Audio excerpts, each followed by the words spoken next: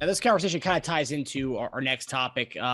With rumors and the smoke screens that have been going on. So today, it doubled down. So yesterday, Albert Bree reported that the Chiefs are trying to trade up, talking to teams to get into the 20s. And then today, doubled down. Jeff Darlington on ESPN said that he knows for a fact that the Chiefs are going to make a trade tomorrow. It might be for a point where we go to the 20s and then make another trade to get into the teens. So to see what's going on there. Now, every person who's mocked this out has said if the Chiefs are going to trade up, it's going to be for a receiver, right? Every one of it. It hasn't been to go get a cornerback. It hasn't been to go get an edge rusher. It's always been a receiver. Now, I guess two-part question here. One is, if we are going to trade up to get a player, are you guys okay with it being a receiver? I guess it depends who it is. But now, and something I've seen a lot of Chief fans pissed off that we are even thinking about trading up to get a receiver.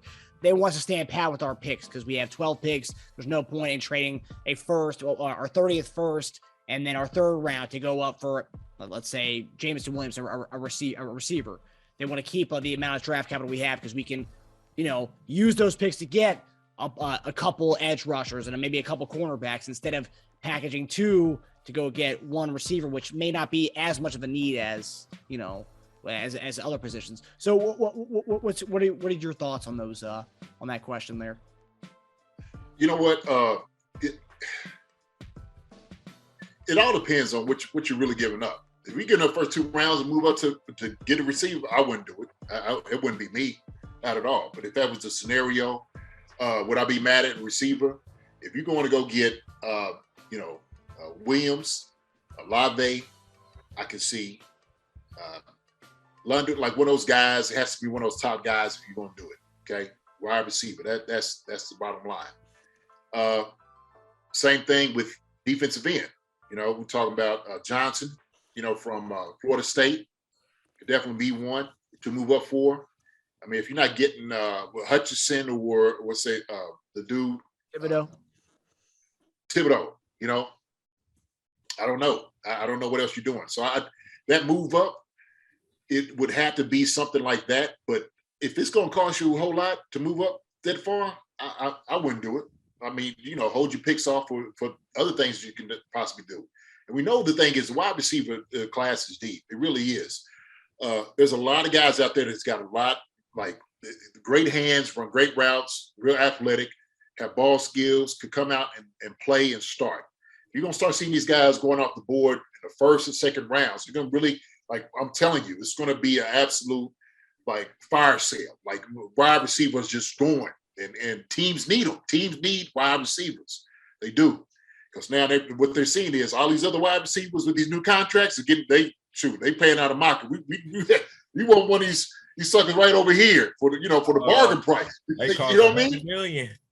Come on, man. Come on. 100 million. Yeah. Teams are like, look, we're looking for something. Let's go on, use this up, utilize it for this amount of time, get a rookie contract. After that happens, let them go for the big contract. See you later. We'll look for the next dude. I mean, to me, that's what makes sense. So, that's a whole different conversation, with the whole market, what it's going to do. But I just think, man, my wide receiver, you do it's got to be one of the top guys, wide receiver, and top three defensive ends. Other than that, it don't make any sense to move up.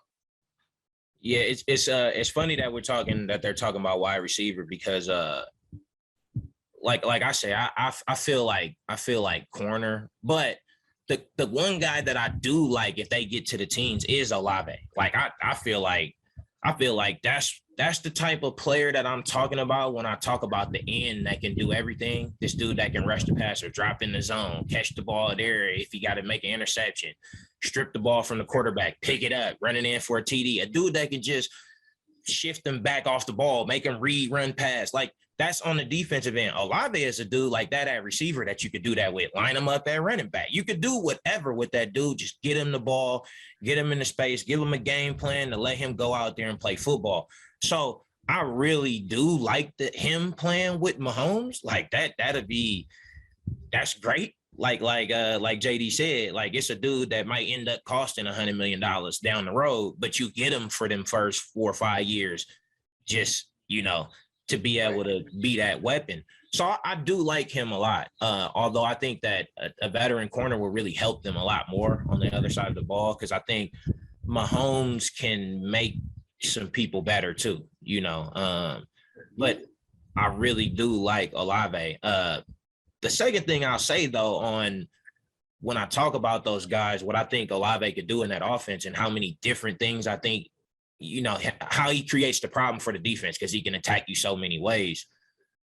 I also think that sometimes a lot of guys that can do that type of stuff, like there's a bunch of things that they can do well, tend to get drafted lower. Some of them kind of specialize, like, for example, like Edelman or something, who was a quarterback, right? Or guys are doing something in an offense where you never really got to see that they had that type of ability to, like, whoa, they can change the game in like different ways. They never really got that opportunity to do it, but they have the ability to, you know, maybe they can run. They can run the lights out, and they played at some smaller school or even a bigger school, and the offense had them running seam routes and beating people on seam routes all the time. And you never really got to see that, how much they could actually run a real route, you know, go get in and out of breaks out the slot, catch the football, throw hit screens to them, and then make plays in the open field, because you just saw them running straight, running by people a lot. But, you know, I think what happens is guys that kind of get locked into a box are like good for some of these NFL teams if they find them and they scout them properly, because other people don't see the same thing that you see when you get to get your hands on them and get to kind of say, all right, it's more to this guy than what I saw in the box that they had him doing, you know. And I think you can do that as well with receiver, especially when you got Mahomes. Like, you know, you don't need Jamar Chase, no matter who his quarterback in, he coming out and getting open, you know. But you don't need that guy though with Mahomes, because Jamar Chase is like a dude that walk on the hoop court and he just a bucket.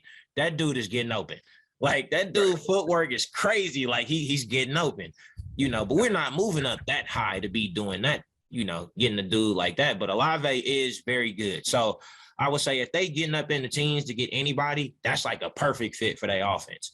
And I could see Andy Reid really wanting to move some things to go get him too. Like, that's a guy I could really see him wanting to say, if I get him here, I want to call these plays with this kid here, you know, in my offense for the next 5 years.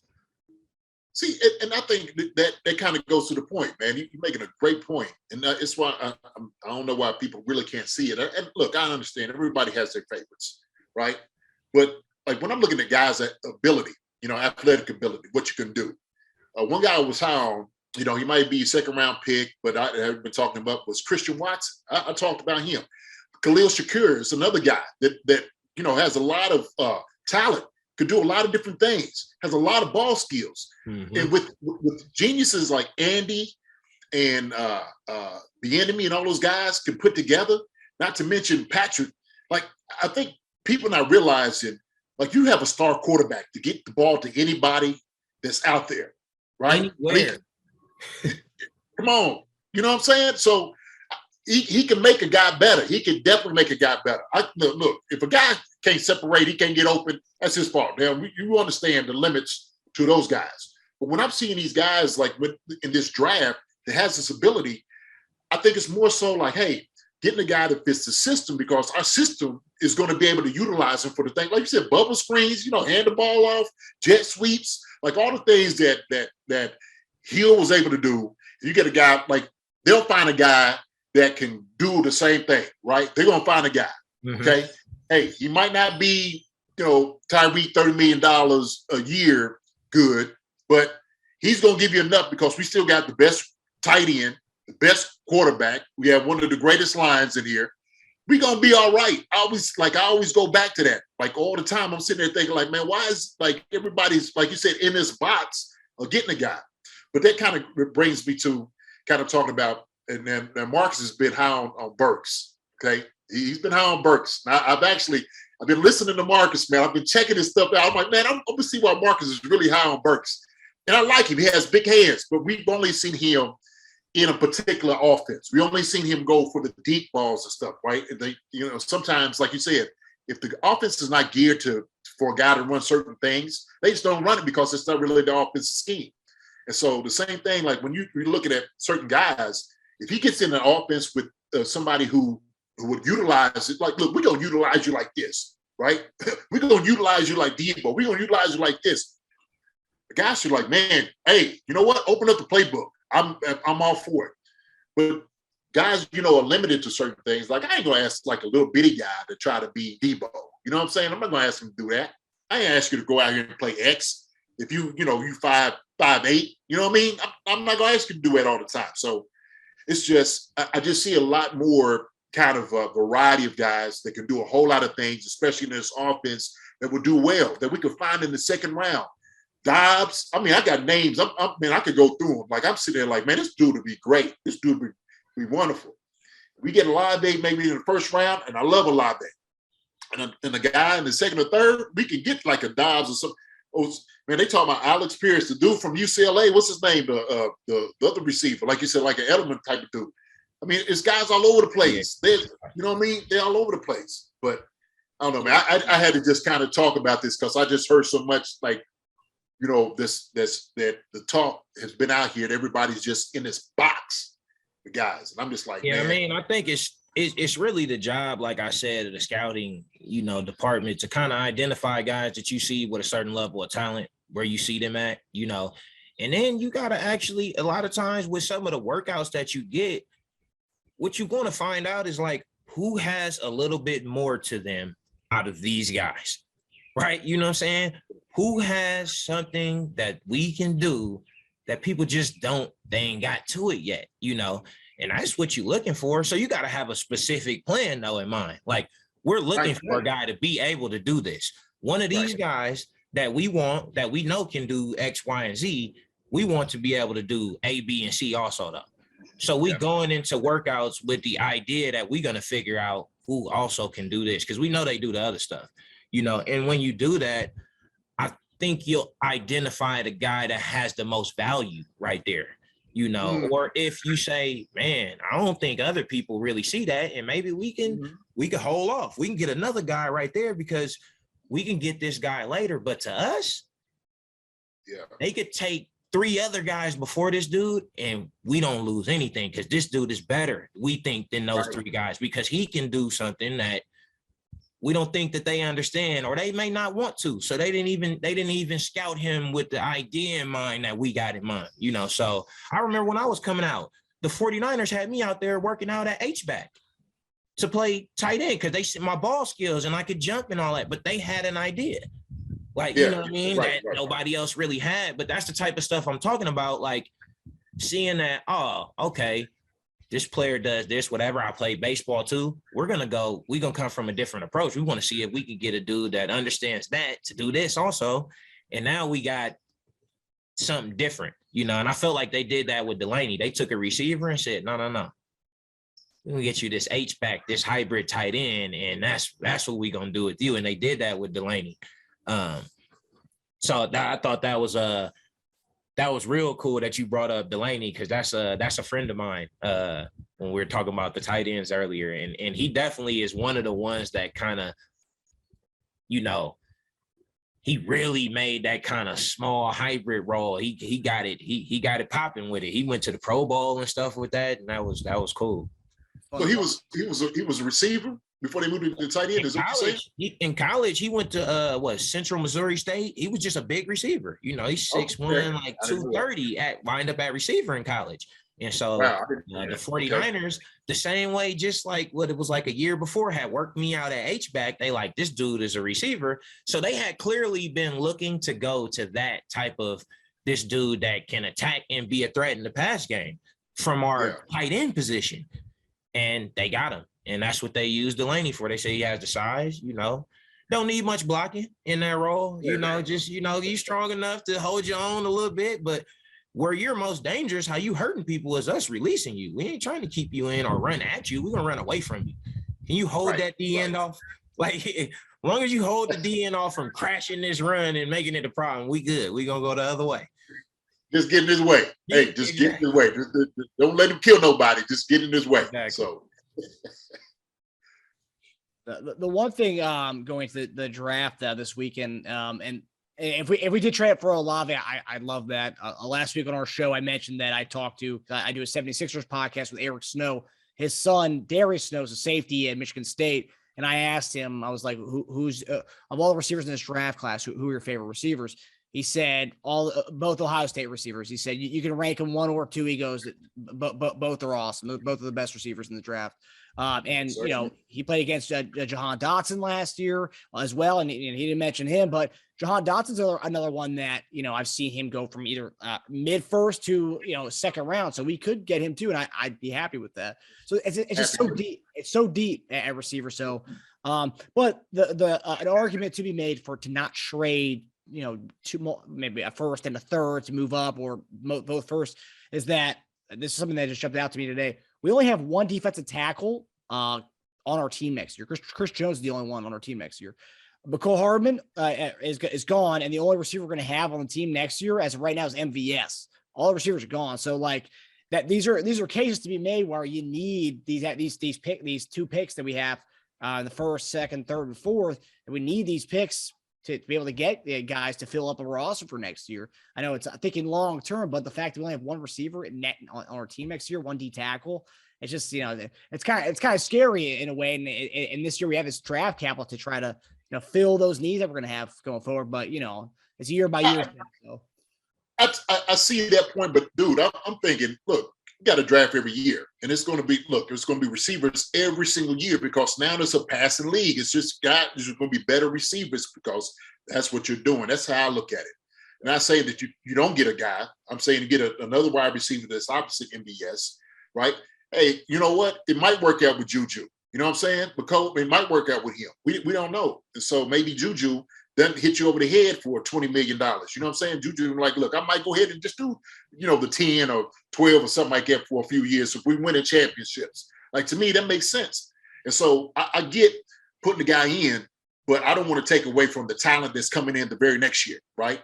Because as long as you got 15 back there throwing the ball to you, hey, we set that. That's who you want. That's who you're pulling around that guy. And so 15 is going to get the ball to those guys who's out there in the system. That's how I look at it. And so if 15 is here and he's doing what he's supposed to be doing, hey man, you could bring somebody who got some talent, like Jarrad said, who's got the skill set. He'll get the ball. He got separation. He could get open. It'll work. Well, I mean, you could be backside, with the ball on the far hash. There's nowhere he can't throw it, which makes it easy to game plan, right? Because they game plan routes that take place, the real part of the route might take place 15 yards down the field, backside, and Mahomes can stop and put the ball out there, so it makes it easier to scheme up. But I mean, as far as D tackles, though, I was seeing in these mock drafts, I see a lot of them still got Jordan Davis there in the teams, and I wouldn't mind having no 6'6", 250-pound dude in the middle.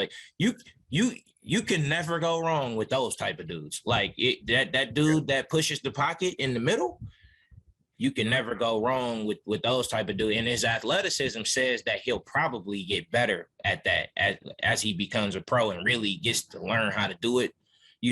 He'll probably get better at getting to that passer, but just that body, man, that's a dude that we automatic double team. It's not even a question that his rookie year, they're going to have to double him. And if he could really be what his athleticism shows that he can be, they're going to have to double him and throw a little something on him, from the backside as they get off, because dude will be a problem. So I know if they do go up there, if Olave's there, they probably want that, but it's something to be said for having, 6'6", 250 running a 4.7 in the middle of your defensive line for the next 5 years, that helps a lot, and even helps Frank Clark, because you want to push things out there to your fast DNs that'll beat a tackle off the edge, who the tackle is, all he's trying to do is run them around the pocket, but when there is no pocket, that quarterback ends up right there in that path that tackle wants to keep, that DN rushing. He wants to keep him on that path. The quarterback ends up there, so, there's something to be said for that too. I know that definitely ain't what I know the fans want to see, somebody trade up and then get a deep tackle. They don't want to see that, but I mean, it ain't sexy enough. Everybody's happy when you in the playoffs and you a favorite for the Super Bowl and you about to go contend for a championship. So just obviously that's what the GM's thinking about. They can't worry about what everybody's saying. If that's the player he thinks that he needs to go get, and that's how you rolling. And if your organization ain't running like that, then it's a problem anyway. If they listening to the fans like, oh man, we kind of gotta, I don't know if we want to get this dude because man, it's not right. Listen, whatever plan you got, do that. I don't care what Twitter says and what everybody else says. Like if you put in the hours and you went out there and you scouted these dudes and you did your work and you done brought them in for private workouts and you saw what you saw, do what you need to do. And I feel like the Chiefs work that way though. The way they make moves, they very deliberate. I don't think, Andy Reid he ain't getting caught up in all of that. He understands what he's been in the league a long time. He knows what he's looking for. When he sees it, he knows it. That is what he wants. And he, I'm sure he's speaking up and he wants what he wants. Well, you look at how many times the fans when somebody gets drafted they boo boo boo and the sucker turns out he gets a little hat, puts the hat on. You see, Steph Curry brought us this championship, the Warriors, in 2015, and I'm a Warrior fan back. I'm from Oakland, right? So I've been a Warrior fan, and Monte Ellis was there, and I love Monte Ellis. He was a fan favorite. Yeah, man, all Oakland loved Monte Ellis, man. Yeah. And then we draft Steph Curry. I said, man, come on, man. We already got Monte. Boy, I ain't never been so wrong in my. I mean, not that I said he wasn't gonna be good, but I was upset though. I said, oh, so what that mean for Monte? Well, we gonna play two small guards? Like, nah, Monte gotta go.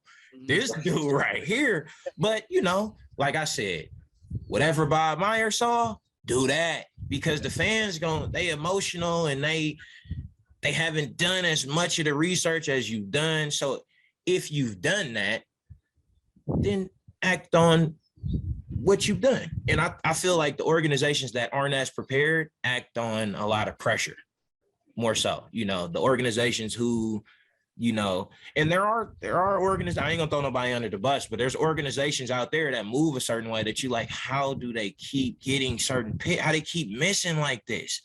Well, they not too many people is copying what the next guy thinks, right? Oh, you think what do you think about him? Okay, yeah, this, it's too many same reports. How you want to, you don't want to see the same thing that everybody else sees unless it is that. So it means you always got to check out the details with your own eyes, right? Mm-hmm. Somebody could be sitting next to you saying, oh yeah, this dude does that. And you'll sit there and watch the whole game with this person who's saying all this and be like, I haven't seen what they're saying. What? Right. This dude's footwork has been terrible. And the same scout next to me is saying all these things he does. This guy, don't follow that guy because you'll be drafting the same people that they drafted, and there's a lot of those people who copy and paste. So what the Chiefs show me though, by getting the talent that they'll get like lower in the draft is that they're not doing that. They're not sending scouts out. And you saw it with the Bengals this year, just where you need to fill in on your team. They're not sending people out to just copy and paste reports. They sending people out to find players and make your individual assessment based on what we need to do. Don't copy and paste. Look at it with your own eyes, see what you see, and come back. And we're gonna put that down, and then we'll go from there. And I feel like they run that way, and so I feel like I can trust, the moves that they're gonna make. But that's what you pay the scouts for. It's what you pay for all those the sleeping long nights and all. That's what all of that is for. So sometimes when I'm hearing, somebody makes up the mock draft, and oh, this is what, I don't know. Shoot, I don't know who Shannon Sharp thought his mock draft. I'm like, oh, okay, Shannon ain't doing. He preparing for the TV show, not the NFL draft. Right, come on, man. Yeah, you don't have the resources. I don't have the resources. I'm just going by what I know from playing football. I'm looking at my eyes, from being a coach, what I think would work, and I'm doing it like that. But everybody, man, that's why I'm like, man, look, I'm waiting for this sucker to be over, so we can just go ahead and move on. Opinion. Yeah, I'm giving my opinion. Yeah. Right. You give your opinion on what already happened. Right. I'm gonna leave it there. That's what I'm gonna do. So. Well, and it's funny too to see how many of these experts out there think they know a lot about football. It's like Mike Florio, Pro Football Talk, he had a mock draft and he had the Chiefs getting a guard in the first round. It's like, do you not watch? You must not watch Chiefs football to say we need to draft a guard. I mean, that's the least of our worries. That's not something we would do in the first round. So you got guys who who think they know what they're talking about, and they come out with these mock drafts like, okay, please, not another one. But no, it's interesting. It's our first doing research yesterday. It's our first draft where we've had 2 first-round picks since 2008, where we drafted Glenn Dorsey and traded back into the draft to get Brandon Albert. So first one since 2008. So and that was a great draft. That was a draft. We got Charles. I think Brandon Flowers is also in that draft, I believe. I think so. But great draft. Hi, everybody. Thanks for watching. Subscribe here to get the latest from the show. Also, be sure to check out the best clips from Chief Concerns. And if you prefer to listen to the show, subscribe and follow us on Apple Podcasts, Spotify, and anywhere else you get podcasts.